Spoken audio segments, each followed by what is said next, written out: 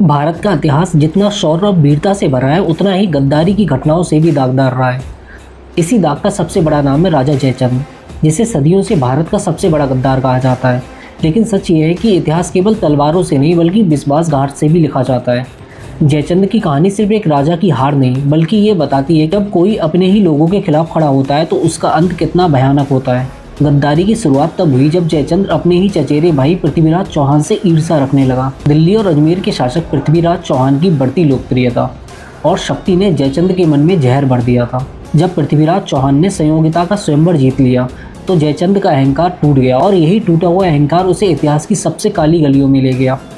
कहते हैं जयचंद ने अपने दरबार में एक बड़ा राजसूय यज्ञ करवाया और पृथ्वीराज को छोड़कर सभी राजाओं को न्योता भेजा। अपनी इंसल्ट का बदला लेने के लिए जयचंद ने पृथ्वीराज चौहान की मूर्ति बनाकर अपने दरबार में दरवाजे पर रखवा दी थी ताकि हर आने वाला राजा उसके पैरों से सिर झुकाए। लेकिन सबसे बड़ा कलंक तब लगा जब मोहम्मद गौरी ने हिंदुस्तान पर हमला किया और जयचंद ने मोहम्मद गौरी को रास्ता दिखाया। जयचंद ने मोहम्मद गौरी की मदद भी की। पृथ्वीराज से बदला लेने के लिए जयचंद ने विदेशी आक्रमणकारियों का साथ दिया।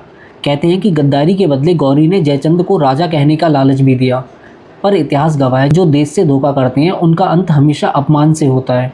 जयचंद की यही गद्दारी भारत की दिशा बदल गई। पृथ्वीराज चौहान को धोखे से हराया गया और दिल्ली पर विदेशी शासन की नींव पड़ी। आने वाले कई सौ वर्षों तक भारत गुलामी झेलता रहा।